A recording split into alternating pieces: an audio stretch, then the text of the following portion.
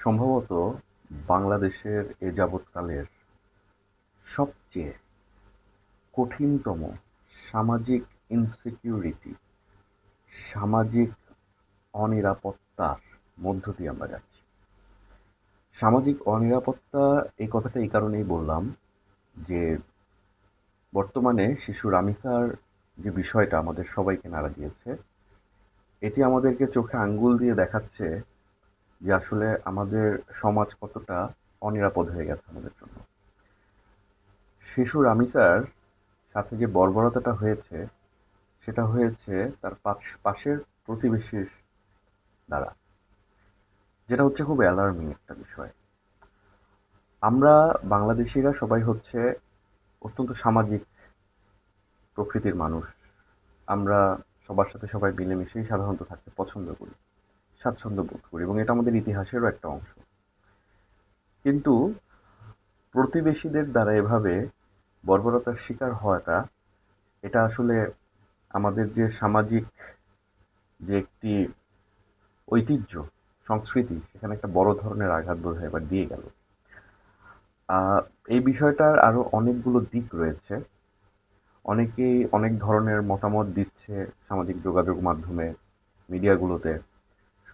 দেখছি, সবারই সকল মতামতগুলো দেখছি। বেশিরভাগেরই কথা একটি, সেটা হচ্ছে যে ন্যায় বিচার যাতে নিশ্চিত হয়।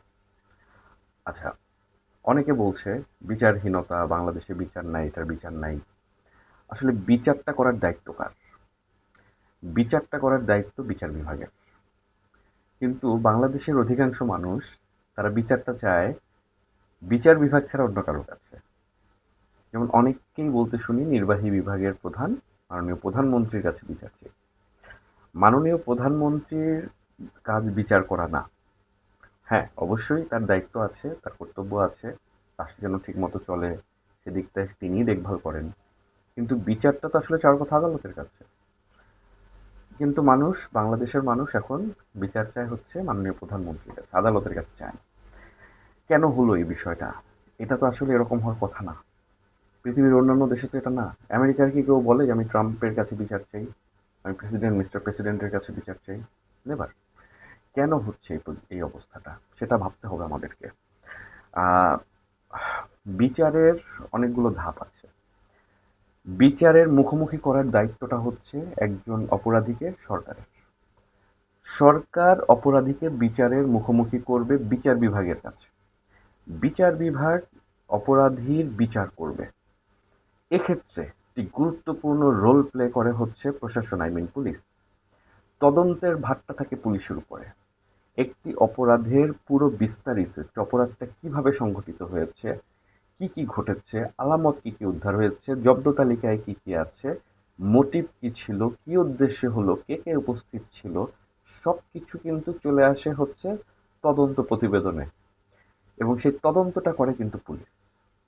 এখন পুলিশ যদি তদন্তে গাফিলতি করে, তাহলে কিন্তু আসলে ন্যায় বিচার অত্যন্ত নিশ্চিত করাটা কঠিন হয়ে যায়।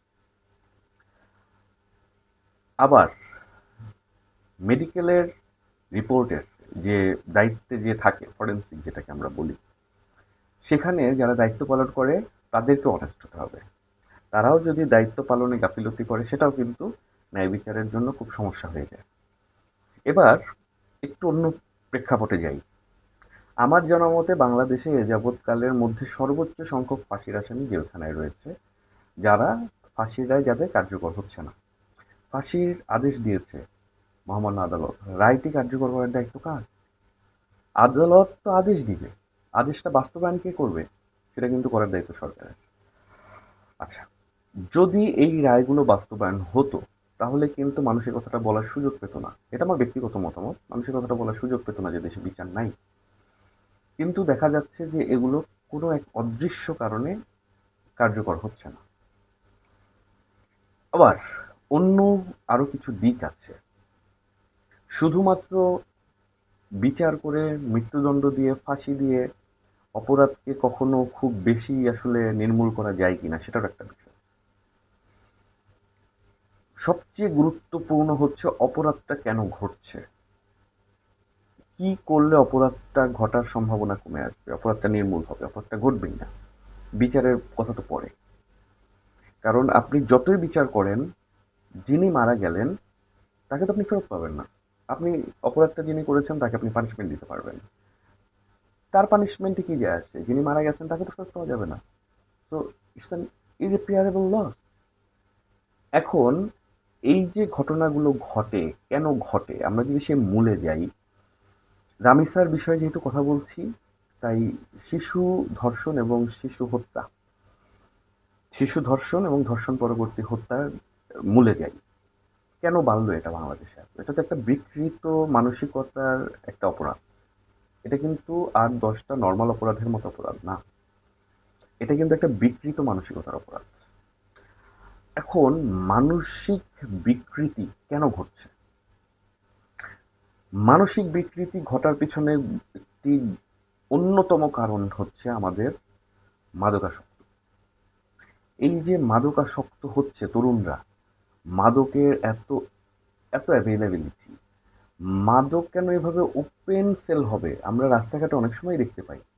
হ্যাঁ, আমরা সাধারণ পথচারীরা অনেক সময় দেখতে পাই। এবং আহ, মাদক তো অত্যন্ত অহরহ হয়ে গেছে, এটা সরবরাহটা ওপেন সিক্রেট এখন বলাই যায়। আর আরেকটি গুরুত্বপূর্ণ বিষয় যে মাদকটা কেন, মাদকের সরবরাহটা কেন এরকম ওপেন হয়ে গেল? এটার পিছনে মূল কারণটা হচ্ছে ঘুষ দুর্নীতি। ঘুষ দুর্নীতির কারণে মাদকের সরবরাহটা বন্ধ হচ্ছে না।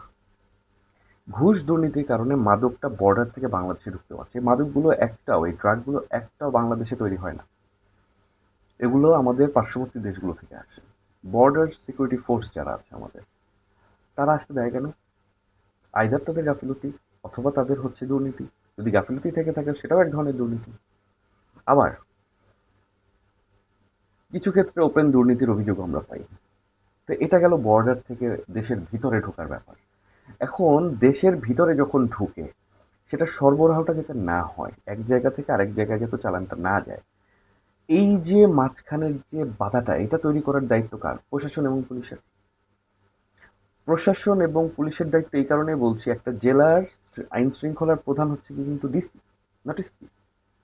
তাহলে ওই জেলার আইন শৃঙ্খলার প্রধান যদি ডিসি হয়ে থাকেন, তাহলে এই যে মাদক চোরাচালান, মাদক সরবরাহটা হচ্ছে, এটা বন্ধ হচ্ছে না, এটার দায় দায়িত্বটাও নিতে হবে পুলিশের পাশাপাশি ডিসিকে, অর্থাৎ প্রশাসনকে।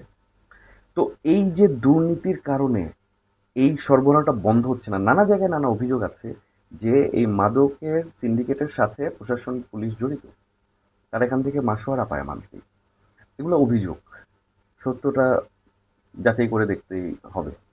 কিন্তু কথা হচ্ছে যে এই যে ঘুষ দুর্নীতির কারণে মাদকের সরবরাহ হচ্ছে, এবং এই মাদক সেবনের ফলে মানুষের মানসিক বিকৃতি ঘটছে, এবং তার ফলে এই ধরনের বিকৃতিকর অপরাধ ঘটছে, যার ফলশ্রুতিতে আমাদের শিশুরা, তারা হচ্ছে ধর্ষণের শিকার হচ্ছে এবং মারা যাচ্ছে। রামিসার মতো ঘটনা ঘটছে। তাই মূল জায়গাটা আমরা যদি যাই, যে ঘুষ দুর্নীতিটা যদি দেশে বন্ধ করা যায়, মাদক সরবরাহটা বন্ধ হয়ে যাবে। মাদক সরবরাহটা যদি বন্ধ করা যায়, এই ধরনের অপরাধগুলো নিয়ন্ত্রণ করা যাবে, নির্মূল করা যাবে। কারণ ঘটবে না তখন কেউ, কারণ তখন তো মানসিক বিকৃতি লোকের সংখ্যা থাকবে না। যদিও মানসিক বিকৃতির জন্য আরো কিছু কারণ আছে, তবে মূল উপাদান কিন্তু এটা। ইভেন আমি কিছু নিউজে দেখলাম, আফিয়ার সাথে এই রামিসার সাথে যে বর্বরতাটা হয়েছে, সেই বর্বরতার কিছুক্ষণ আগেও জাস্ট ইমিডিয়েটলি আসামি, যিনি অভিযুক্ত, সেই সোহেল, তিনি মাদক সেবন করেছিলেন। It's a very clear case. তো আমাদের রুটে যেতে হবে আসলে। তো আমি আশা করব যে এই বিষয়গুলো নিয়ে সরকার দেখবে, এবং সত্যি এ ধরনের অনিরাপদ যদি সমাজ ব্যবস্থা হয়ে যায়, তাহলে হচ্ছে আম, দেশের আইন শৃঙ্খলা রক্ষা করাটাও কঠিন হয়ে যাবে এক ধরনের। ধন্যবাদ আপনাদের সবাইকে আমার আজকে